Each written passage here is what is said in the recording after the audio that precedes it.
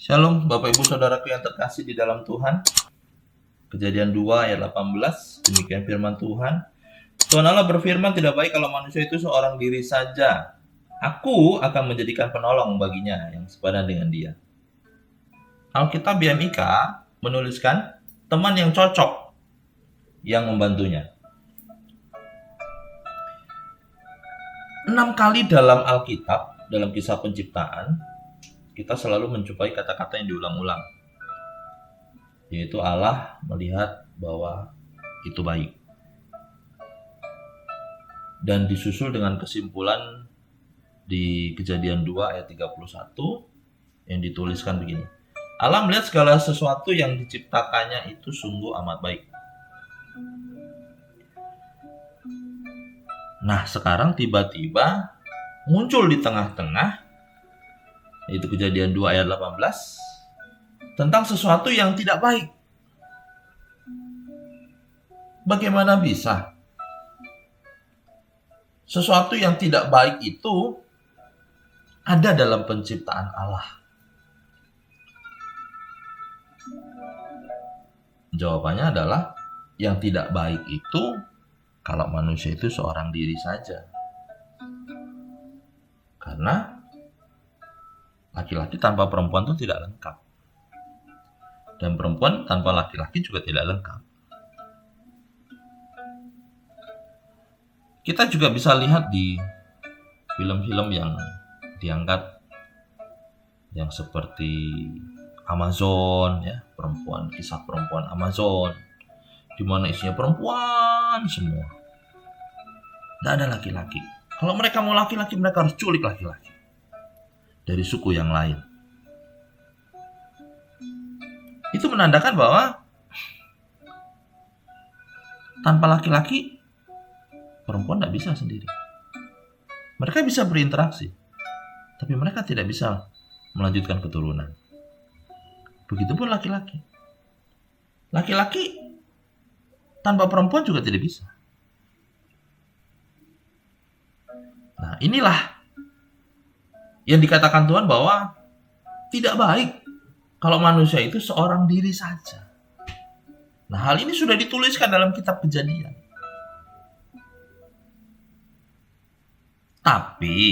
Akan tetapi, jangan jadikan Kejadian 2 ayat 18 ini sebagai pernyataan mutlak Allah, mereka harus menikah. Ya. Jangan jadikan pernyataan yang mutlak. Karena ada orang-orang yang terpanggil hidup melanjang, seperti yang diuraikan oleh Paulus di 1 Korintus 7 ayat 7. Bunyinya begini. Meskipun demikian, alangkah baiknya kalau semua orang seperti aku. Tetapi setiap orang menerima dari Allah karunia-Nya yang khas. Yang seorang karunia ini, yang lain karunia itu. Paulus mengatakan bahwa setiap manusia memiliki karunia yang berbeda. Bukan berarti melanjang itu karunia. Tapi ada rencana Allah di sana. Ada duta-duta yang Tuhan persiapkan untuk itu. Dan satu lagi, Yesus Tuhan kita, dia sempurna. Sempurna dalam kemanusiaannya. Sempurna dalam kebijaksanaannya. Sempurna dalam keilahiannya. Tapi Yesus juga lajang. Nah, hal ini menunjukkan bahwa manusia lajang itu mungkin. Mari kita lihat Matius 19. Matius 19 ayat 11 dan 12. Bunyinya begini. Akan tetapi ia berkata kepada mereka, tidak semua orang dapat mengerti perkataan itu. Hanya mereka yang dikaruniai saja. Ada orang yang tidak dapat kawin karena ia memang lahir demikian dari rahim ibunya. dan ada orang yang dijadikan demikian oleh orang lain. Dan ada orang yang membuat dirinya demikian karena kemauannya sendiri. Oleh karena kerajaan surga. Siapa yang dapat mengerti, hendaklah ia mengerti. Maksudnya Matius 19 ini berkata bahwa akan ada permasalahan di tengah-tengah. Jadi akan ada pilihan bahwa di sini ada 3 pilihan. Yang pilihan pertama adalah ia memang lahir dari rahim ibunya dan memang dia punya sifat, bukan berarti benci. Kalau dia seorang laki-laki, dia benci perempuan? Tidak. Tapi memang dia nyaman sendiri. Ya. Dan tujuan dia nyaman sendiri, pasti ada tujuan Allah di sana. Apa yang dia harus kerjakan nanti? Ada rencana Allah dalam hidup mereka. Yang kedua, ada orang yang tidak dapat kawin karena ia memang lahir demikian, dan ada orang yang dijadikan demikian oleh orang lain. Nah, ini sebuah kekecewaan. Mungkin tadinya dia pacaran, tapi dia disakiti. Entah yang lelaki disakiti atau yang perempuan yang disakiti. Hari-hari ini kita bisa lihat di Jepang, bahkan di negara-negara lain, bagaimana keturunan itu sudah mulai berkurang jauh. Angka kelahiran itu benar-benar nol. Sekolah, taman kanak-kanak, dan playgroup pada ditutup karena nggak ada anak kecil, nggak ada keturunan. Apakah hal ini disebabkan oleh orang lain? Bisa jadi. Atau dengan dampak ekonomi.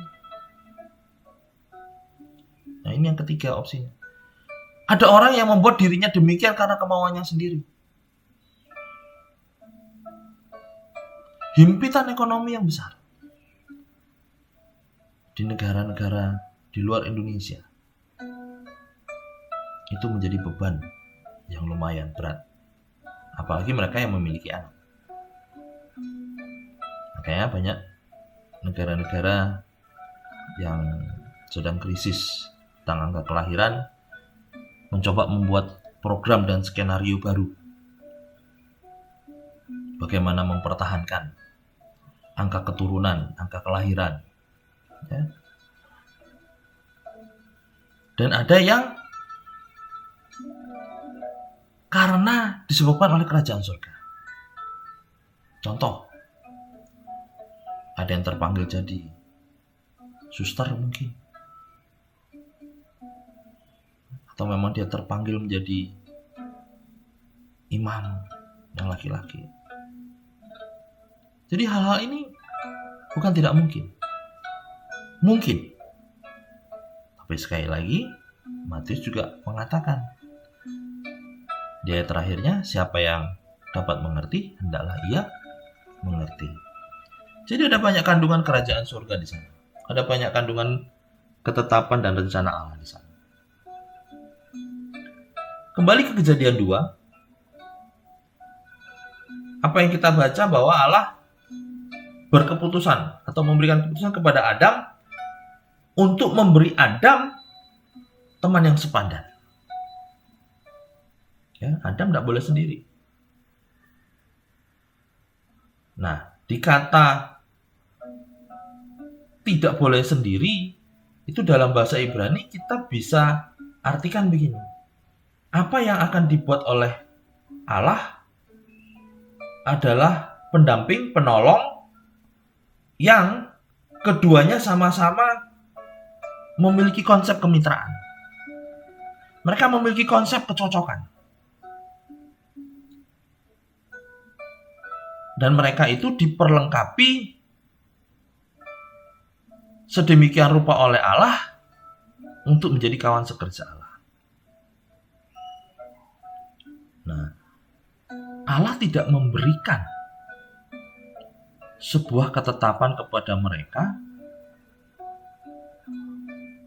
seperti laki-laki harus punya keunggulan sendiri, bahwa laki-laki itu harus berkuasa atas wanita dan laki-laki itu harus menjadi raja atas perempuan, atau laki-laki nggak butuh perempuan. Tidak ada itu. Allah tidak pernah berkata seperti itu. Ataupun sebaliknya, feminisme radikal. Ya. Feminin radikal ini seolah-olah perempuan juga tidak memerlukan laki-laki. Tidak ada seperti itu. Oleh sebab itu, tidak ada ruang untuk yang namanya homoseksual. Tidak ada yang namanya Tuhan menciptakan laki-laki berpasangan dengan laki-laki. Tidak ada yang namanya wanita diciptakan berpasangan hanya dengan wanita. Tidak. Tapi sebagai makhluk ciptaan, Allah juga memberikan kehidupan untuk membuat kita sebagai makhluk sosial. Makhluk yang bisa berhubungan, makhluk yang bisa memiliki persahabatan, makhluk yang bisa berinteraksi satu dengan yang lainnya. Jadi kisah penciptaan tidak hanya berkonotasi dalam perkawinan saja, atau kita batasi dalam perkawinan saja, tapi manusia itu diciptakan tidak baik seorang diri, itu bukan berarti cuma Allah membuat dua. Enggak. Jadi sekali lagi, apa yang dimaksud Allah tidak baik jika manusia itu sendirian, karena Allah itu memiliki konsep yang lebih tentang hadirnya manusia sebagai umat yang menyembah. Umat yang menyembah, yang mencari hadirat Allah nggak mungkin cuma 1-2. Ya, disinilah persahabatan, hubungan, kekerabatan, pertemanan itu juga merupakan karunia yang dimaksud di 1 Korintus 7 ayat 7. Nah, persahabatan adalah salah satu karunia yang berharga dari Allah. Tuhan Yesus memberkati.